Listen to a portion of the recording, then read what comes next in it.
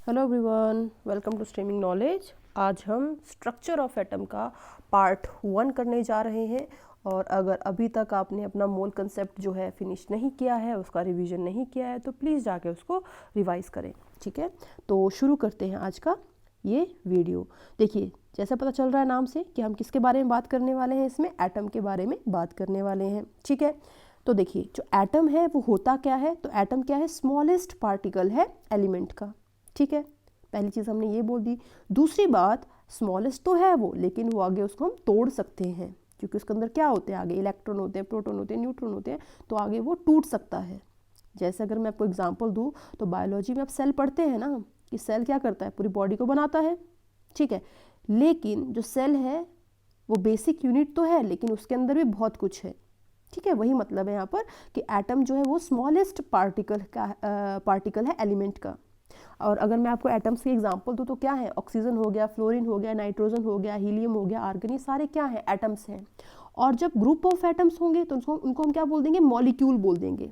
ठीक है, जैसे एग्जांपल, जैसे यहाँ पर ऑक्सीजन का क्या है, ये मॉलिक्यूल है, क्योंकि इसके अंदर क्या है, 2 एटम है ऑक्सीजन के। जो फ्लोरीन है यहाँ पर क्या है, वो मॉलिक्यूल है, क्योंकि यहाँ पर 2 फ्लोरीन के एटम है। वैसे यहाँ पर मीथेन क्या है, मॉलिक्यूल है, क्योंकि यहाँ पर 1 कार्बन और 4 हाइड्रोजन के एटम्स हैं। वैसे H2SO4 क्या है, एक मॉलिक्यूल है, क्योंकि वहां पर 2 हाइड्रोजन, 1 सल्फर और 4 ऑक्सीजन के एटम्स हैं। ठीक है, आगे हम बात करते हैं एटॉमिक रिप्रेजेंटेशन की, कि हम किसी एटम को रिप्रेजेंट कैसे कर सकते हैं। तो क्या करना है आपको, बीच में सिंबल लिखना है, ऊपर उसका क्या करना है, मास नंबर लिखना है, और एक्सट्रीम लेफ्ट पे उसका क्या लिखना है, एटॉमिक नंबर लिखना है। देखिए वैसे ये लिखा हुआ है कि बीच में आपको सिंबल लिखना है, एक्सट्रीम राइट पे आपको मास नंबर या फिर एटॉमिक मास उसे बोल देते हैं वो लिखना है, और एक्सट्रीम लेफ्ट पे आपको एटॉमिक नंबर लिखना है। ठीक है, और अगर हम बात करते हैं कि एटॉमिक नंबर होता क्या है, तो एटॉमिक नंबर क्या होता है, किसी भी एटम के अंदर प्रेजेंट नंबर ऑफ प्रोटॉन्स, उन्हीं को हम क्या बोल देते हैं, एटॉमिक नंबर बोल देते हैं। हम नंबर ऑफ इलेक्ट्रॉन्स नहीं बोल सकते हैं, बिकॉज इलेक्ट्रॉन्स जो होते हैं वो फिक्स नहीं होते हैं, वो वेरी कर सकते हैं। जब कोई एटम इलेक्ट्रॉन गेन कर देगा, लूज कर देगा, तो जो नंबर ऑफ इलेक्ट्रॉन्स होंगे वो वेरी कर जाएंगे। इसलिए हम एटॉमिक नंबर को नंबर ऑफ इलेक्ट्रॉन्स नहीं लिख सकते हैं, लेकिन नंबर ऑफ प्रोटॉन्स हमेशा फिक्स रहेंगे, इसलिए हम एटॉमिक नंबर को क्या लिखते हैं, नंबर ऑफ प्रोटॉन के बराबर।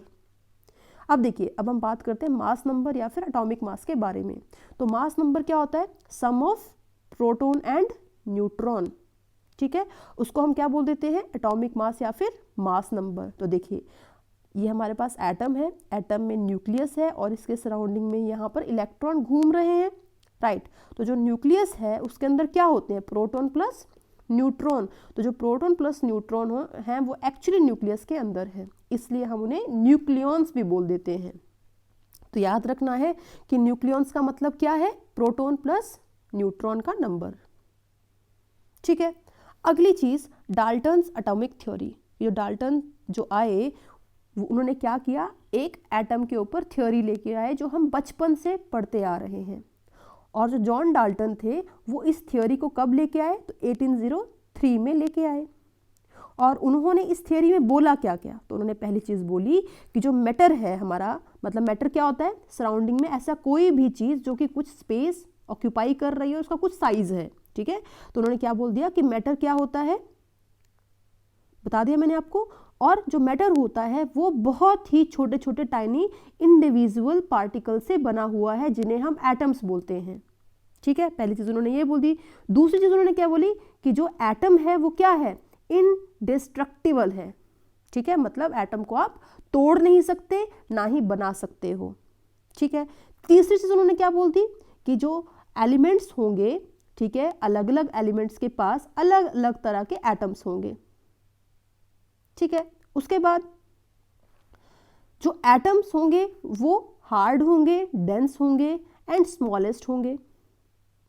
साथ ही साथ एटम्स जो हैं वो लॉ ऑफ केमिकल कॉम्बिनेशन को फॉलो करेंगे, और अगर कोई केमिकल रिएक्शन हो रहा होगा तो उसमें एटम्स खुद को रीअरेंज करेंगे, सिर्फ वो ना तो बाहर निकलेंगे ना ही कहीं और जाएंगे, वो सिर्फ अपने आप को रीअरेंज करेंगे, वो कंजर्व रहेंगे। जो कि law of conservation of mass में भी हमने पढ़ा था कि mass of reactant will be equals to mass of product, यही पढ़ा था हमने। ठीक है, तो यहाँ पर देखिए NaCl वाटर के साथ रिएक्ट कर रहा है, वो NaOH प्लस HCl बना रहा है, राइट। तो यहाँ पर देखिए एक Na है तो इधर भी एक ही सोडियम है, इधर एक क्लोराइड है तो इधर भी एक ही क्लोराइड है, इधर जो है ऑक्सीजन O है, यहाँ पर भी O है, यहाँ पर 2H है, यहाँ पर भी 2 ही H है, मतलब नंबर ऑफ एटम्स क्या रह रहे हैं, कंजर्व रह रहे हैं बोथ द साइड्स। ठीक है, तो एक बार देख लिए फिर जो 6 पॉइंट्स क्या क्या हमने किए। चलो अब आप मन में रिवाइज करिए। पहला पॉइंट हमने क्या बोल दिया कि जो एटम है वो क्या है, स्मॉलेस्ट पार्टिकल है मैटर का जो कि टूट नहीं सकता। सेकंड चीज उन्होंने क्या बोल दी कि एटम क्या है, इंडिस्ट्रक्टिबल है। तीसरी चीज उन्होंने क्या बोल दी कि हर एलिमेंट के अपने अपने तरह के एटम्स होंगे। चौथी चीज उन्होंने क्या बोल दी, एटम हार्ड डेंस स्मॉलेस्ट होगा। पांचवी चीज उन्होंने क्या बोल दी कि वो लॉ ऑफ केमिकल कॉम्बिनेशंस को फॉलो करेंगे। और छठवीं चीज उन्होंने क्या बोल दी कि केमिकल रिएक्शन में एटम्स का सिर्फ रीअरेंजमेंट होगा। ठीक है, अब बात करते हैं कि ड्रॉबैक्स क्या थे। जो ये डाल्टन एटॉमिक्स थ्योरी लेके आए डाल्टन भाई साहब, इसके ड्रॉबैक्स क्या थे। तो पहली चीज वो ये नहीं बता पाए कि अलग अलग एटम्स का अलग अलग मास क्यों होता है या उनकी अलग अलग बैलेंसी क्यों होती है, पहली चीज। दूसरी चीज वो ये नहीं बता पाए कि आइसोटोप्स आइसोबार क्या होते हैं। तीसरी चीज उन्होंने क्या बोला कि एटम जो है वो क्या है, इंडिस्ट्रक्टिबल है, यही बोला था। लेकिन आपको पता है कि बाद में इलेक्ट्रॉन प्रोटॉन की डिस्कवरी भी हो गई, मतलब एटम इज इंडिस्ट्रक्टिबल, मतलब उन्होंने ये चीज क्या बोली थी, गलत बोली थी। ठीक है, तो ये तीन चीजें आपको याद रखनी, तीन ड्रॉबैक्स जो है याद रखने कि मास वैलेंसी को एक्सप्लेन नहीं कर पाए, आइसोटोप आइसोबार को एक्सप्लेन नहीं कर पाए, और सब एटॉमिक पार्टिकल्स की डिस्कवरी के बाद वो जो उनका थ्योरी था इंडिस्ट्रक्टिबल वाली वो फेल हो गई। ठीक है, अब हम बात करेंगे सब एटॉमिक पार्टिकल्स की कि एटम्स के अंदर कौन कौन से पार्टिकल्स होते हैं। तो पहला हमारे पास क्या है, इलेक्ट्रॉन है। ठीक है, इलेक्ट्रॉन है, और जो इलेक्ट्रॉन्स होते हैं उनको हम नेगेट्रॉन्स भी बोल देते हैं, क्योंकि नेगेटिव चार्ज होता है ना उनके पास, तो उससे हम इनको नेगेट्रॉन्स भी बोल देते हैं। तो याद रखना इलेक्ट्रॉन्स या फिर नेगेट्रॉन्स जो होते हैं एक ही बात है। और इलेक्ट्रॉन्स को हम रिप्रेजेंट कैसे करते हैं, तो ई नेगेटिव या फिर ई से लिख देंगे। ठीक है, और चार्ज कितना होता है इलेक्ट्रॉन्स के ऊपर, तो -1.6 इंटू 10⁻⁻19, और मास कितना होता है इनका, तो 9.1 इंटू 10⁻31 kg। और इलेक्ट्रॉन की डिस्कवरी किसने की थी, तो थॉमसन ने की थी। ठीक है, तो इलेक्ट्रॉन की डिस्कवरी किसने की, थॉमसन ने की। मास 9.1 into 10⁻31 kg, charge -1.6 into 10⁻19, and notations में हो गया इलेक्ट्रॉन। ठीक है, चार्ज की यूनिट क्या होती है, कूलम होती है। ठीक है, थोड़ा सा आगे बढ़े हम लोग। दूसरी चीज है हमारे पास प्रोटॉन। ठीक है, तो प्रोटॉन को हम कैसे रिप्रेजेंट कर सकते हैं, ई पॉजिटिव से कर सकते हैं, पी से कर सकते हैं, स्मॉल पी से, या फिर एच पॉजिटिव से भी कर सकते हैं। सबका मतलब एक ही है। और प्रोटॉन के ऊपर चार्ज क्या होगा, तो यहाँ पर हमने नेगेटिव लिया था, प्रोटॉन के केस में पॉजिटिव हो जाएगा, तो +1.6 इंटू 10⁻⁻19 कूलम। और मास क्या होता है, तो देखिए 1.6 इंटू 10⁻27 kg, मतलब इसका जो मास होता है प्रोटॉन का वो इलेक्ट्रॉन से ज़्यादा होता है, क्योंकि देखिए यहाँ पर यूनिट क्या है -31 और यहाँ पर क्या है -27, तो ऑब्वियसली मास किसका ज़्यादा हुआ, प्रोटॉन का हुआ। और डिस्कवरी किसने की थी प्रोटॉन की, तो रदरफोर्ड ने की थी। और अगर हम बात करते हैं न्यूट्रॉन की, तो जो न्यूट्रॉन को हम कैसे रिप्रेजेंट कर सकते हैं, तो n से या फिर 0 n 1 से। और चार्ज क्या है न्यूट्रॉन के ऊपर, वो न्यूट्रल होते हैं, 0 है। और मास 1.6 इंटू 10⁻⁻27 kg, मीन्स जो प्रोटॉन है, प्रोटॉन का मास है और जो न्यूट्रॉन का मास है वो एग्जैक्टली बराबर है, बट थोड़ा सा डिफरेंस है। ठीक है, बराबर है, बिल्कुल बराबर है, बस थोड़ा सा डिफरेंस है। तो अगर आपसे पूछे कि न्यूट्रॉन और प्रोटॉन में से ज़्यादा मास किसका है, तो न्यूट्रॉन का होता है एक्चुअली। यहाँ पर नीचे बताऊंगी मैं आपको, थोड़ी सी देर वेट करिए। ठीक है, तो न्यूट्रॉन का मास ज़्यादा होता है एज कम्पेयर टू प्रोटॉन। और जो न्यूट्रॉन है उसकी डिस्कवरी किसने की थी, चैडविक ने की थी। ठीक है, तो याद करने का तरीका बताऊँ मैं, ईटा पर नाचे। ठीक है, ईटा पर नाचे, ऐसे याद कर सकते हो आप इसको, ईटा पर नाचे। E for electron, T for Thomson, P for proton, R for Rutherford, N for neutron, और सी फॉर चैडविक। ईटा पर नाचे। ठीक है, तो याद रहेगा, ईटा, electron Thomson, proton Rutherford, and neutron Chadwick. हाँ, लेकिन जो इलेक्ट्रॉन को इलेक्ट्रॉन बोला, मतलब इलेक्ट्रॉन को नाम देना, जैसे घर में होता है ना, मम्मी पापा आपको बॉर्न करते हैं लेकिन आपका नाम बुआ फूफा कोई भी आके रख देता है, तो वैसे क्या हुआ, इसको बताया तो थॉमसन ने, लेकिन नाम इलेक्ट्रॉन किसने रख दिया, नाम रखा था स्टोनी ने। स्टोनी ने क्या कर दिया, इसका नाम रख दिया। ठीक है, तो स्टोनी ने इलेक्ट्रॉन को इलेक्ट्रॉन बोला। अब देखो यहाँ पर देखिए हमने कंपेयर किया हुआ इनको, प्रॉपर्टीज ऑफ फंडामेंटल पार्टिकल्स कि name, electron, proton, neutron, symbol EPN, और इलेक्ट्रॉन के ऊपर एब्सोल्यूट चार्ज -1.6 +1.6 और ये 0, और उसका रिलेटिव चार्ज -1 +1 0। मास देखिए यहाँ पर 31 27 27, देखिए इनका बराबर है बिल्कुल, लेकिन डिफरेंस कहाँ पर है, ये 674 है, ये 672 है, तो बहुत माइन्यूट सा डिफरेंस है। तो हम बोल सकते हैं कि न्यूट्रॉन का ज़्यादा होता है प्रोटॉन से, पर जब भी हमें कैलकुलेशंस करनी है तो उसमें हमें न्यूट्रॉन का बराबर लेना है प्रोटॉन के। ठीक है, उसके बाद ये देखिए मास कितना आ जाएगा, 0.00054 ये हो गया, और अप्रॉक्सीमेटली कितना आ जाएगा ये एटॉमिक मास यूनिट में, AMU में 1011। ठीक है, थोड़ा सा आगे बढ़ते हैं हम लोग, और उसी से हम एक रिलेशन निकाल लेते हैं। ठीक है, कि मास ऑफ इलेक्ट्रॉन्स जो होता है it is equals to 1/1837 mass of proton. तो देखिए इस रिलेशन को आप याद कर लीजिए, इसको मतलब सॉल्व करने की ज़रूरत नहीं है। ठीक है, तो mass of electron is equals to 1/1837 times of mass of proton. ठीक है, चीज़ को याद रखना। वही मैंने लिख दिया यहाँ पर कि मास का ऑर्डर क्या होता है, neutron greater than proton, very very greater than electron. ठीक है, और न्यूट्रॉन और प्रोटॉन का क्या होता है, अप्रॉक्सीमेटली बराबर होता है, थोड़ा सा डिफरेंस होगा। ठीक है, तो याद रखना है कि जब भी हमें क्वेश्चन करने हैं तो दोनों की वैल्यू को बराबर लेना है। ठीक है, अब देखिए अगली चीज़ होती है क्वांटाइजेशन ऑफ चार्ज। देखिए क्वांटाइजेशन का मतलब क्या होता है बताऊंगी मैं आपको। देखिए इसका मतलब होता है कि जो चार्ज है ना, ठीक है, जो चार्ज है उसमें चार्ज जो होगा वो क्या होगा, हमेशा इंटीग्रल मल्टीपल होगा इलेक्ट्रॉनिक चार्ज का। मतलब क्या बोल सकते हैं आप, 1 चार्ज, 2 चार्ज, 3 चार्ज, 4 चार्ज, यही बोलेंगे ना, समझ रहे हो बात। आप ये थोड़ा ना बोलेंगे 1.5 चार्ज, 2.5 चार्ज। तो एक्चुअली जो चार्ज होता है, इलेक्ट्रॉनिक चार्ज होता है, वो क्या होता है, इंटीग्रल मल्टीपल होगा। मतलब 1 2 3 4 इंटीजर्स के साथ आप बोल सकते हैं मल्टीप्लाई करेंगे चार्ज को, तो हमारे पास क्या आ जाएगा, इलेक्ट्रॉन को, तो हमारे पास आ जाएगा चार्ज। मतलब जो चार्ज है वो क्या है, इंटीग्रल मल्टीपल है इलेक्ट्रॉनिक चार्ज का। ठीक है, तो ये मतलब हो गया। तो याद रहेगा कि चार्ज क्या है, इंटीग्रल मल्टीपल है इलेक्ट्रॉन के ऊपर चार्ज का। मतलब 1 इलेक्ट्रॉन, 2 इलेक्ट्रॉन, 3 इलेक्ट्रॉन का चार्ज, 4 इलेक्ट्रॉन का चार्ज, ये मतलब है यहाँ पर। इलेक्ट्रॉन का तो पता ही है आपको 1.6 × 10⁻⁹, तो वो तो आपको पता ही है। ठीक है, तो ये मतलब है इसका क्वांटाइजेशन ऑफ चार्ज का, कि जो चार्ज होगा, टोटल चार्ज होगा, it will be equal to integral multiple of electronic charge. ठीक है, ये चीज़ हो गई। और यहाँ पर प्लस माइनस क्यों है, क्योंकि अगर आप पॉजिटिव लेंगे मीन्स प्रोटॉन वाला लेंगे तो प्लस आ जाएगा, और इलेक्ट्रॉन वाला लेंगे तो नेगेटिव आ जाएगा। ठीक है, दोस्तों यहाँ पर प्लस माइनस है। अब देखिए अगली चीज़ चलते हैं हम लोग यहाँ पर क्या लिया हमने, ऑक्सीजन। ऑक्सीजन का एटॉमिक नंबर 8 और मास नंबर या एटॉमिक मास कितना हो गया, 16। ठीक है, तो इसमें हमें कैलकुलेट क्या करना है, number of proton, neutron and electron. तो आप स्क्रीन को रोक कर खुद से कैलकुलेट करिए, फिर मेरे आंसर से मैच करिएगा। ठीक है, तो बीच में ऑक्सीजन क्या है, सिंबल है। ठीक है, और आपको पता है कि 8 जो है वो क्या है, यहाँ पर नंबर ऑफ प्रोटॉन्स। हमने बोला था ना कि नंबर ऑफ प्रोटॉन्स हमेशा किसके बराबर रहेगा, एटॉमिक नंबर के बराबर रहेगा। तो प्रोटॉन्स हमारे पास क्या आ गए, 8 आ गए।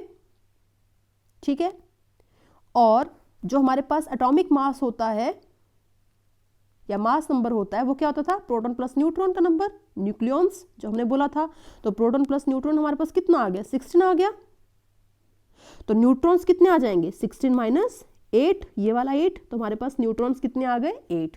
तो प्रोटॉन भी 8 है, न्यूट्रॉन भी 8 है। अब देखो यहाँ पर एक चीज समझनी है कि जब न्यूट्रल एटम होगा, मतलब कोई चार्ज वार्ज कुछ नहीं होगा, बिल्कुल न्यूट्रल होगा, जैसे स्टेट में था वैसे स्टेट में है, उसने कुछ भी अपना लूज नहीं किया है, कुछ उसने गेन नहीं किया है। तो उस केस में जो इलेक्ट्रॉन्स होंगे वो इक्वल टू प्रोटॉन होंगे। समझ में आई बात मैंने क्या बोला, कि जब कोई एटम कुछ लूज नहीं करेगा, कुछ गेन नहीं करेगा, जिस स्टेट में है उस स्टेट में रहेगा, न्यूट्रल रहेगा, तो उसके जो इलेक्ट्रॉन्स होंगे वो प्रोटॉन के बराबर होंगे। मतलब यहाँ पर क्या हो जाएंगे, 8 ही हो जाएंगे।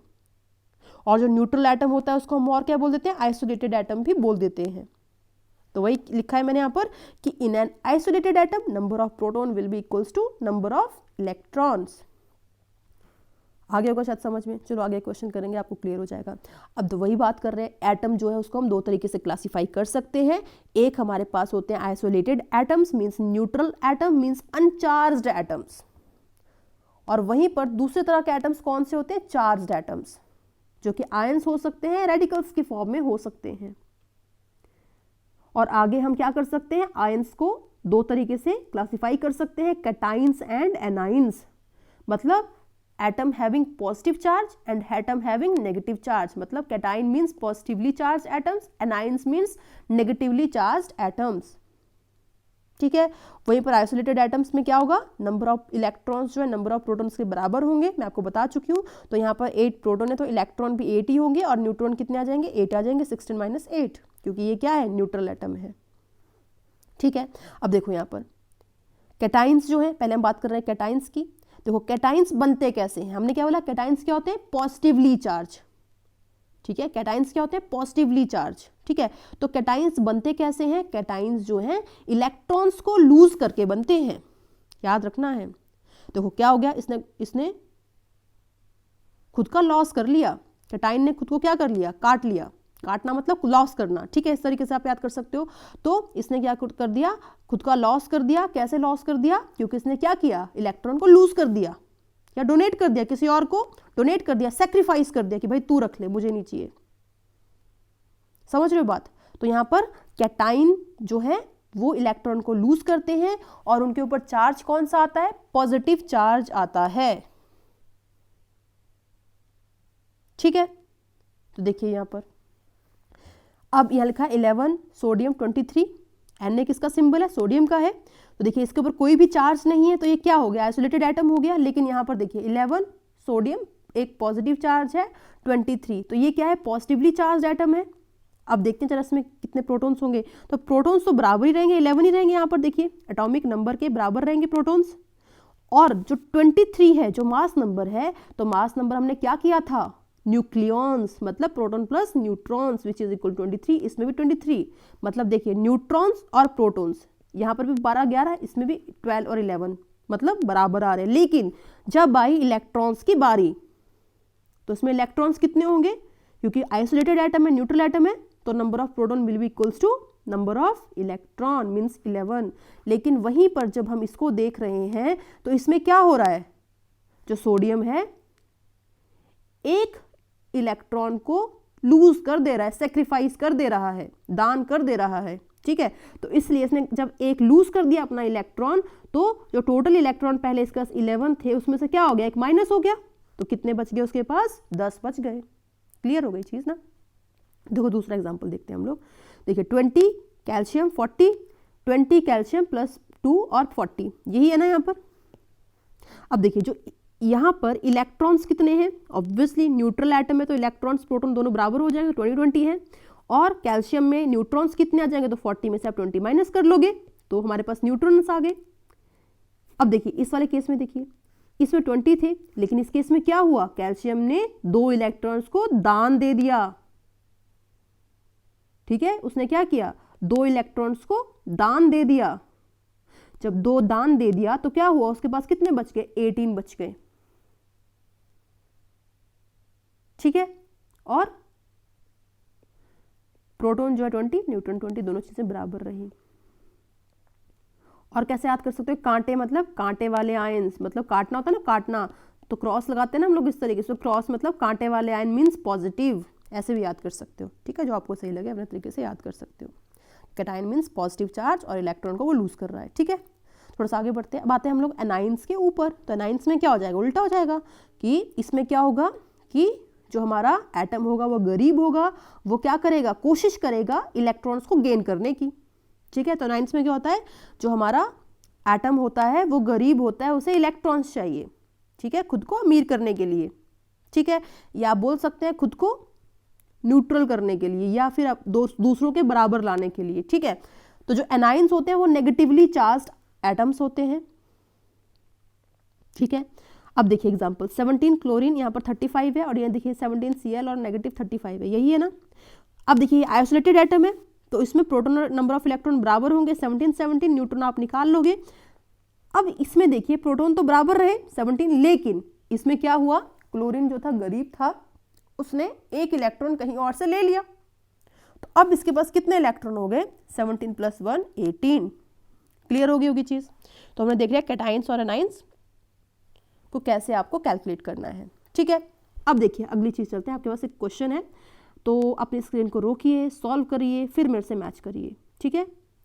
चीटिंग नहीं करनी है हमें, अदरवाइज प्रैक्टिस नहीं हो पाएगी, ठीक है। क्वेश्चन देखते हैं। An element having atomic mass 81, देखो लिख दिया हमने एटॉमिक मास 81 हो गया, यही है ना एटॉमिक मास, या फिर क्या था मास नंबर, और मास नंबर किसके इक्वल होता है पता है सबको यार, अब तो न्यूट्रॉन प्लस प्रोटॉन के बराबर होता है, न्यूक्लियॉन्स जिसे हम कहते हैं। अब देखते हैं आगे पढ़ते हैं।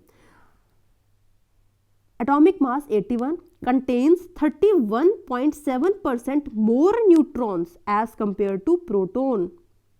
मतलब अगर प्रोटॉन हमारे पास x है तो न्यूट्रॉन्स कितने हो जाएंगे, x + 31.7 / 100x, इतने हो जाएंगे ना। तो यहां पर कितना आ जाएगा 131.7 / 100, ठीक है। क्लियर है। आगे देखते हैं। What is the atomic number of element, हो जाएगा क्वेश्चन तो बड़ा आसान हो गया यार, हमें एटॉमिक नंबर फाइंड आउट करना है। एटॉमिक नंबर मतलब क्या हुआ, प्रोटॉन का नंबर फाइंड आउट करना है। अभी तक हम यही पढ़ने ना कि एटॉमिक नंबर क्या होता है, नंबर ऑफ प्रोटॉन। तो अगर हमारे पास नंबर ऑफ प्रोटॉन्स आ गए तो हमारे पास एटॉमिक नंबर भी आ जाएगा, तो निकाल लो। तो कैसे निकलेगा 81, जो ये फर्स्ट स्टेटमेंट थी, तो 81 is equals to number of neutron जो है वो कितने आ गए 131.7 / 100 x प्लस प्रोटॉन, प्रोटॉन कितने थे x थे। जब तुम इसको कैलकुलेट करोगे तो कर लेना कैलकुलेट तुम, तो तुम्हारा जो आंसर आएगा वो अप्रॉक्सीमेटली 35 आ जाएगा।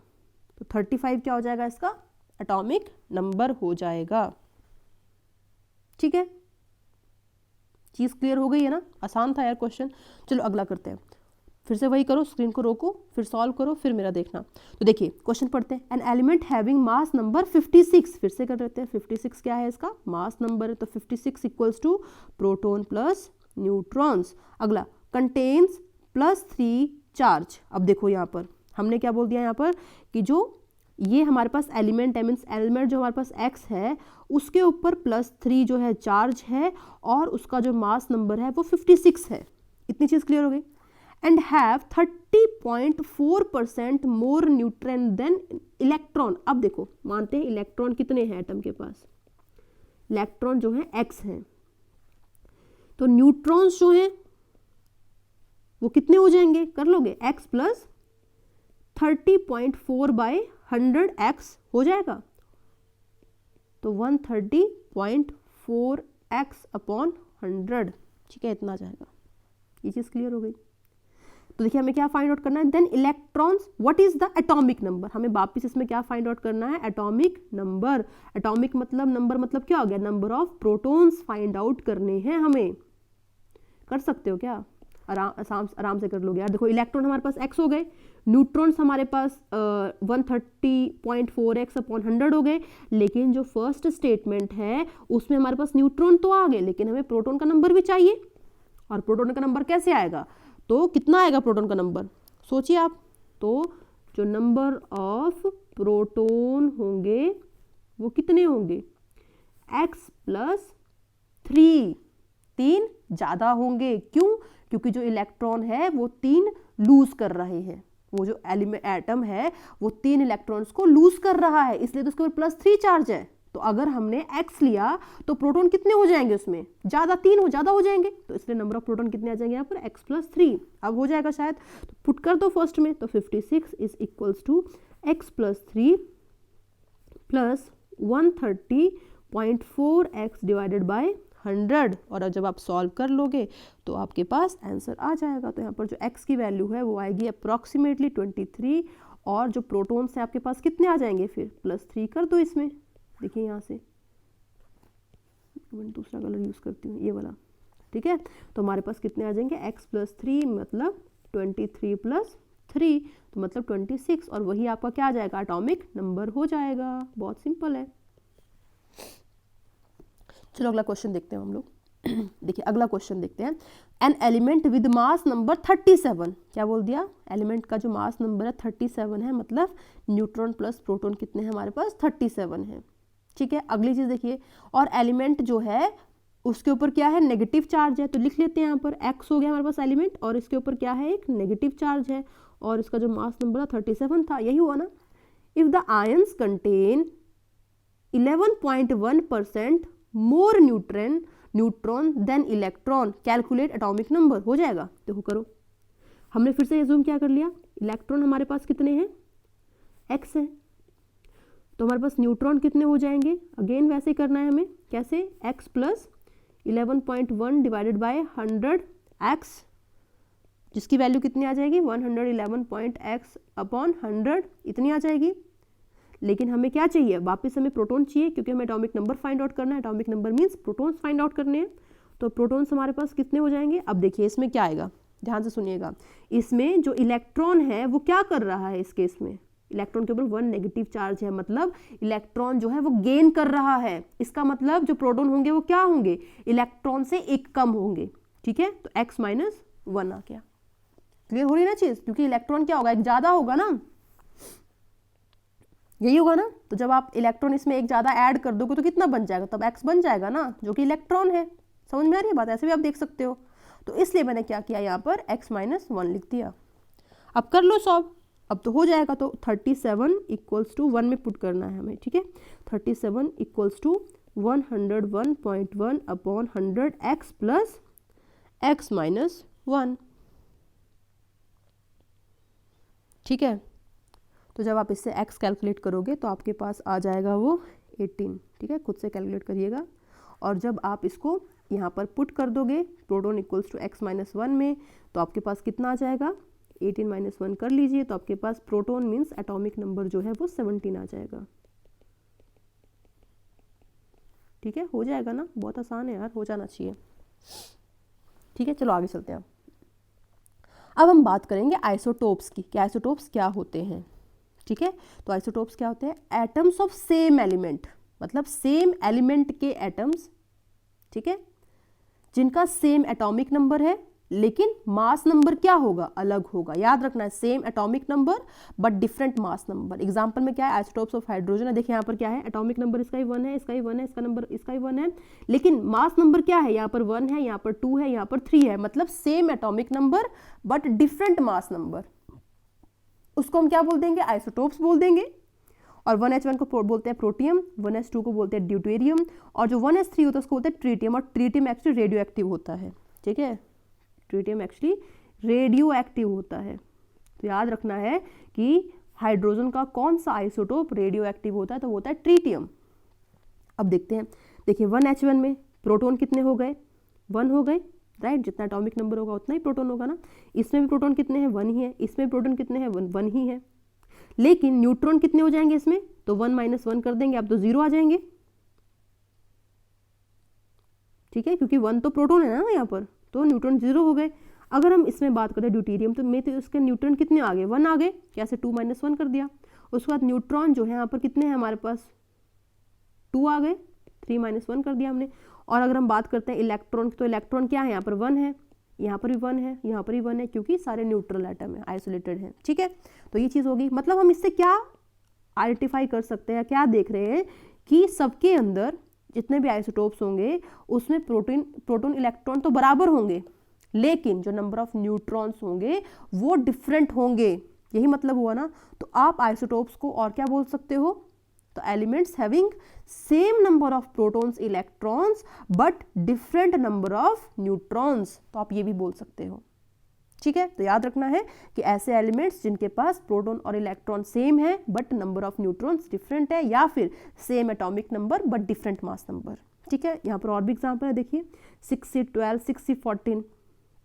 ठीक है, तो यहाँ पर क्या है, कार्बन के आइसोटोप्स हैं, यहाँ पर 12 14 मास नंबर अलग है, एटॉमिक नंबर सेम है। इसमें देखिए ऑक्सीजन के आइसोटोप्स हैं 16 17 18, तो यहाँ पर एटॉमिक नंबर इनका सबका सेम है, एटॉमिक मास नंबर जो है सबका अलग है।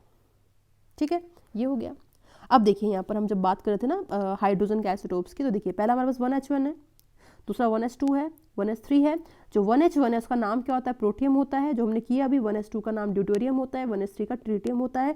और हम इनको सिंबल से किससे रिप्रेजेंट करते हैं, तो 1H1 को जो प्रोटियम होता है उसको हम H से रिप्रेजेंट करते हैं, 1S2 को हम ड्यूटेरियम D से रिप्रेजेंट करते हैं, और 1S3 ट्रिटियम को हम T से रिप्रेजेंट करते हैं। और एक चीज़ आपको याद रखनी है, जो 1H1 है वो ओनली एलिमेंट है जिसके पास 0 न्यूट्रॉन है, और किसी के पास न्यूट्रॉन 0 नहीं होते, कुछ ना कुछ नंबर में न्यूट्रॉन्स होते ही होते हैं। तो याद रखना है कि जो प्रोटियम है या फिर जो 1H1 है वो ओनली ऐसा एलिमेंट है जिसके अंदर नंबर ऑफ न्यूट्रॉन्स क्या है, 0 है।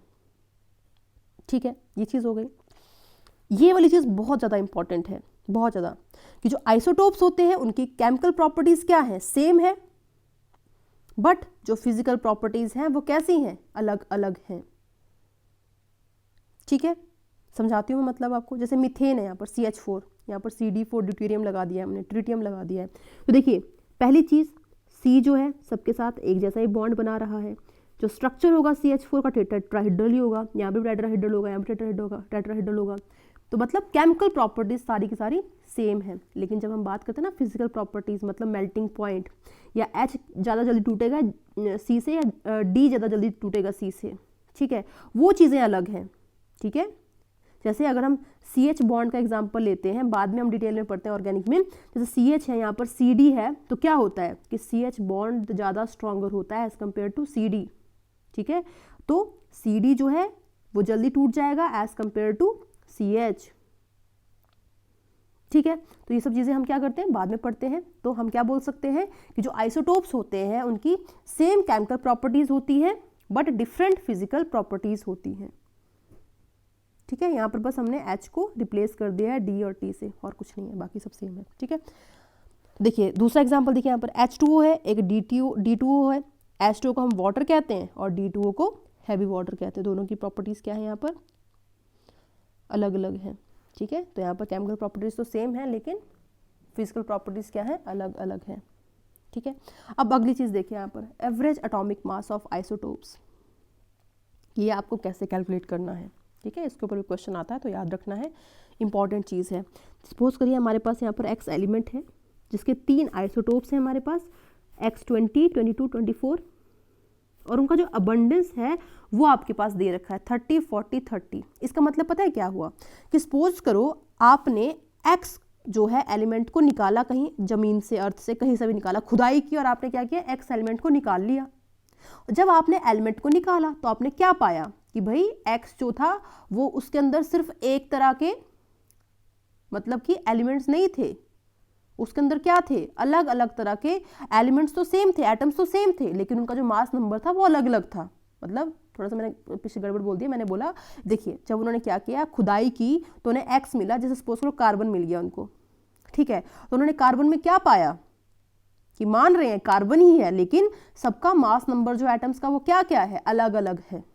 ठीक है, अब क्या बोला मैंने, कार्बन है या चलो X है, X के अंदर क्या मिले हमें, 3 तरह के मास नंबर वाले एटम्स मिले हमें, जिसमें एक का 20 है, 22 है, 24 है, और टोटल हमारे पास X कितना है, ऑब्वियसली हम 100% मान रहे हैं, तो 100% में जो 20 वाला है उसका 30% है, और इसका 40% है, और इसका 30% है, मीन्स टोटल तो 100 के बराबर ही आएगा ये।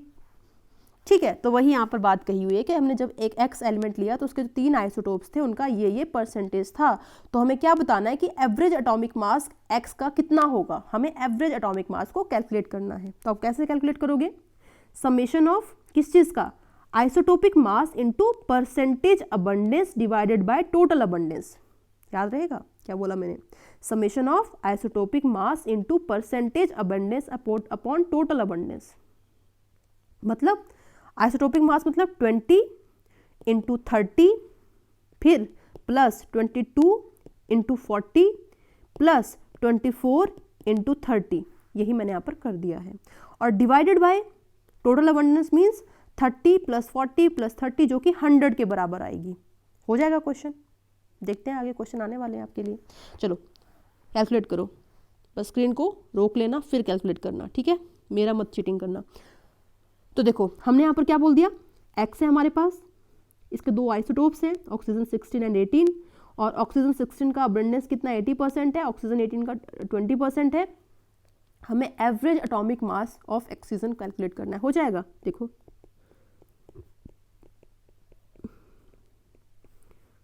Of oxygen is equals to what, 16 into 80 plus 18 into 20, यही होगा ना, डिवाइडेड बाय 100। कर लो कैलकुलेट तुम खुद से करोगे। जब तुम कैलकुलेट करोगे तो तुम्हारे पास 16.4 ग्राम्स आ जाएगा। बहुत आसान था यार, कुछ भी नहीं था इसमें तो। चलो दूसरा क्वेश्चन देखो। अब ये वाला क्वेश्चन देखो, फिर से स्क्रीन को पॉज करो खुद से देखो। फिर से वही एटॉमिक मास हमें क्लोरीन का निकालना है। निकल जाएगा, बहुत आसान है यार। कैसे निकलेगा देखो, average atomic mass is equals to 35 into 70 plus 37 into 30, ठीक है, और डिवाइडेड बाय 100, कितना आ जाएगा 35.6 ग्राम्स। कैलकुलेट कर लो, ठीक है।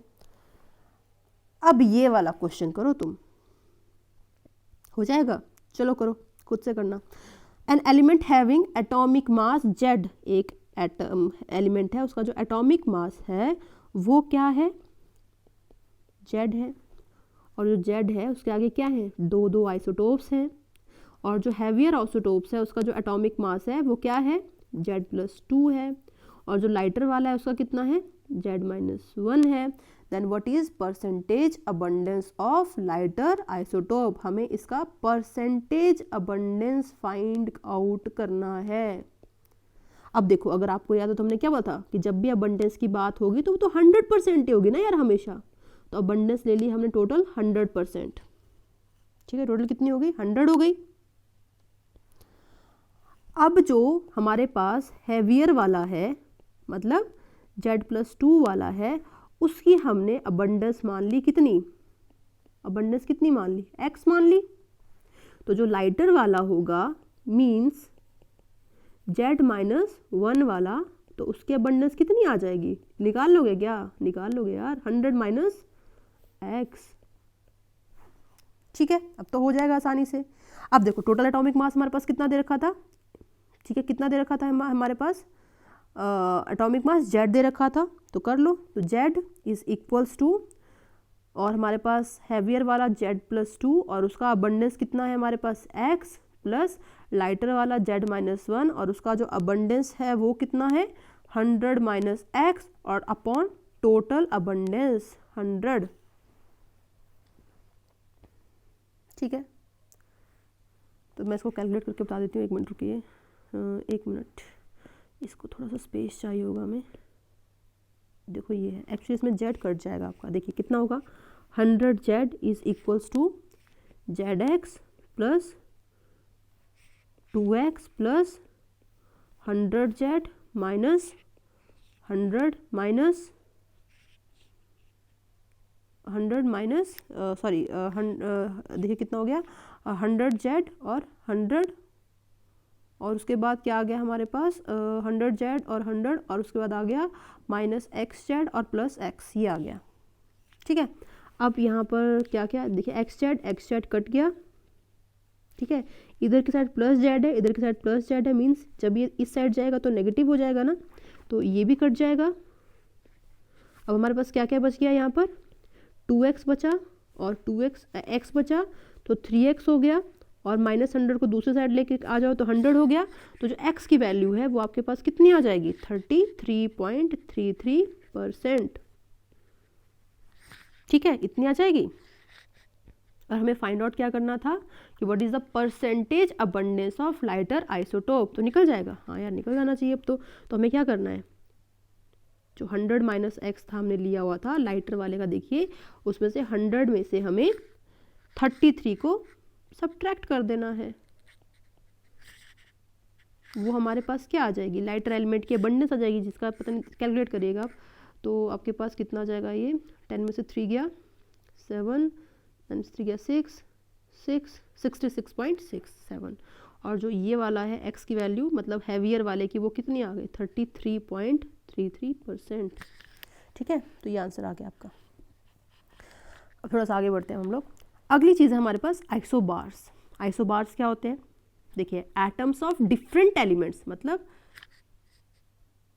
डिफरेंट एलिमेंट के एटम्स जिनका सेम मास नंबर होगा, मतलब मास नंबर जो होगा वो सेम होगा, लेकिन जो एटॉमिक नंबर होगा वो डिफरेंट होगा, मतलब आइसोटोप का उल्टा हो गया। आइसोटोप में हमने क्या किया? Same atomic number different mass number, लेकिन इसमें क्या हो गया?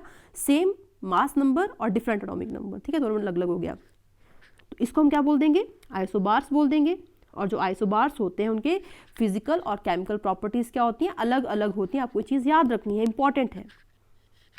ठीक है, अगली बात आती है हमारे पास आइसोटोन्स की या आइसोन्यूट्रॉन्स की। तो आइसोन्यूट्रॉन्स क्या होते हैं? कि वही atoms of different elements having same number of neutrons, मतलब अलग अलग एलिमेंट के जो एटम्स हैं उनके पास क्या होने चाहिए? सेम नंबर के न्यूट्रॉन्स होने चाहिए। देखिए एग्जांपल यहाँ पर, जैसे ये हमारे पास यहाँ पर बताइए प्रोटॉन कितना होगा? एटॉमिक नंबर के बराबर होगा तो 8 हो गया। इस वाले में कितना होगा? 7 होगा। और आपको पता है कि जो न्यूट्रॉन्स होते हैं यहाँ पर कितने आ जाएंगे? एटॉमिक मास -8 कर देंगे तो हमारे पास 8 ही आ जाएंगे। और सिर्फ 15 में से 7 माइनस कर देंगे तो कितने आ जाएंगे? हमारे पास 8 ही आ जाएंगे। तो देखिए क्या हो रहा है, दोनों में क्या आ रहे हैं? सेम नंबर ऑफ न्यूट्रॉन आ रहे हैं। तो इनको हम क्या बोल सकते हैं?